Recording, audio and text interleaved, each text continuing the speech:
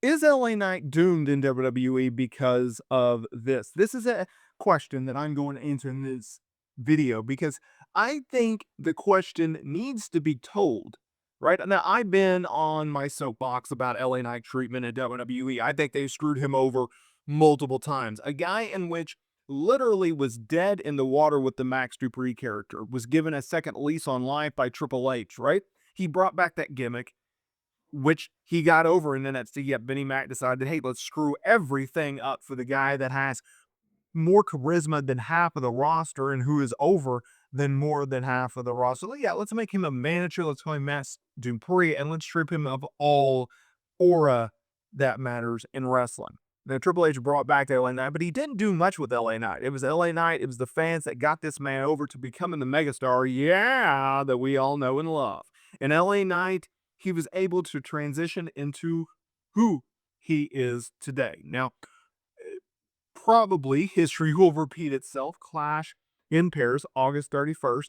It's going to be a fatal four-way match. It's going to be LA Knight. He's going to be going up against CM Punk and Jey Uso and World Heavyweight Champion Seth Rollins in a fatal four-way match. This has been a song and dance of LA Knight over the last few years. What do I mean by that? Well, WWE, they take LA Knight, they go, LA,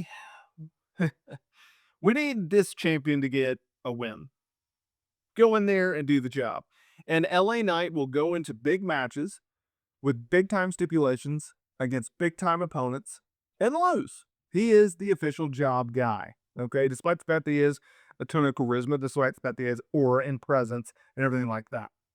This is nothing new, and I'll expand on this in a minute. But let's address the elephant in the room. Let's talk about it. So there was an interesting take that I felt like needed to be told. Okay? There was, and I hate to claim him, I hate to cite him, but he brought up a very interesting point.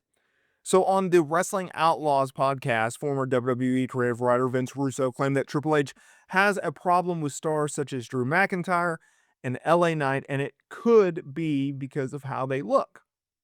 And this is what he had said. Everyone Triple H has a problem with, there is one thing they got in common. They all are impressive looking. Okay, Drew McIntyre is an impressive looking bro. And I need to say Drew McIntyre is much more fierce looking and dangerous than Triple H ever was. Who else has a problem with Karrion Kross? What does Karrion Kross look like? Who else does he have a problem with? LA Knight. So,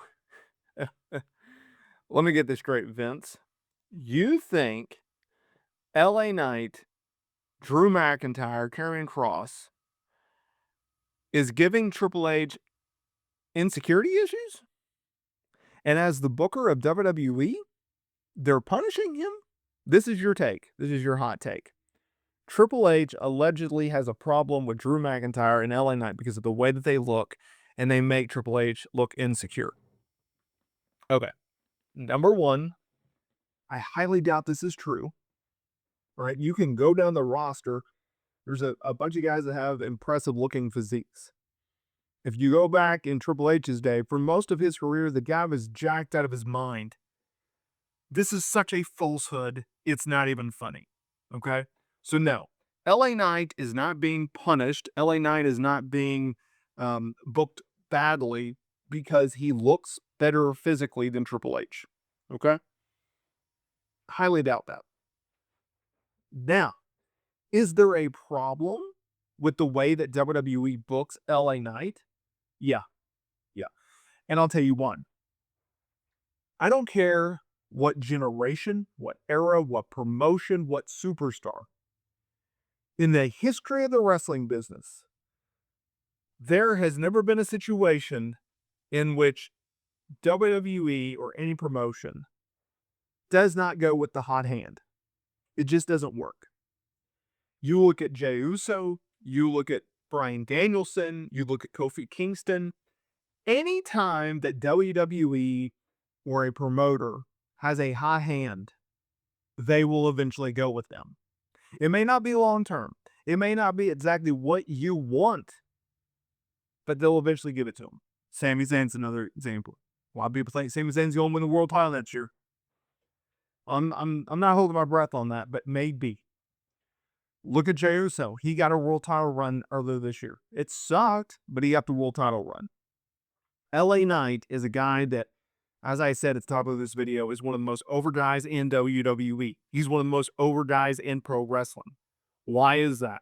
Because he carries the aura. He carries the presence. He has the charisma. He has the promo gap. Is he the greatest wrestler in the world? No. Is he very, very good? Yes. Yes, he is. But LA Knight has never been the guy in WWE. And it's not on him, in my opinion.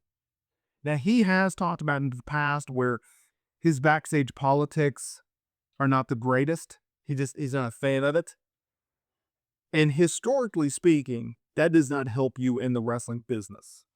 You need to be able to play politics. You need to be able to be a politician. You need to be pushing for things that you want. You need to be pushing things that you don't want away. And Elliot needs to do that. He has talked about how he does not carry himself very well backstage. He's a straight shooter. He'll let you know what you think, what he thinks. He could work on that. But I see LA Knight being a world champion. But I don't see him being the guy, right? Because for whatever reason, Triple H doesn't see him as that. And I think that's been very, very clear. All of the world championship opportunities, all of the championship opportunities in which this guy has been given, when it comes to the top prize, when it comes to the WWE Championship, the Universal Championship, the World Heavyweight Championship, Triple H has never pulled the trigger and made LA Knight champ. Now, yes, he has held gold. He's held the United States Championship twice. His first run was forgetful. His second run was okay. But there was something it was almost, and here's the weird part. Triple H booked LA Knight better when he wasn't a champion than when he was a champion, which doesn't make a lot of sense to me, but hey, that's a reality of the situation. LA Knight will become a world champion, I believe. I think he will continuously be booked with top tier stars in top tier situations and do so continuously. But I also think that there's a ceiling to LA Knight. He'll be world champion. He won't ever be the guy. He'll be booked in main events, but he won't ever be the guy. I hope that trend changes, but there's really no indication to me that that's going to happen. Right? So let me know down in the comments here below. What do you think of LA Knight's booking in WWE? Do you think they do right by him? Do you think they do wrong by him? I'd like to hear what you have to say.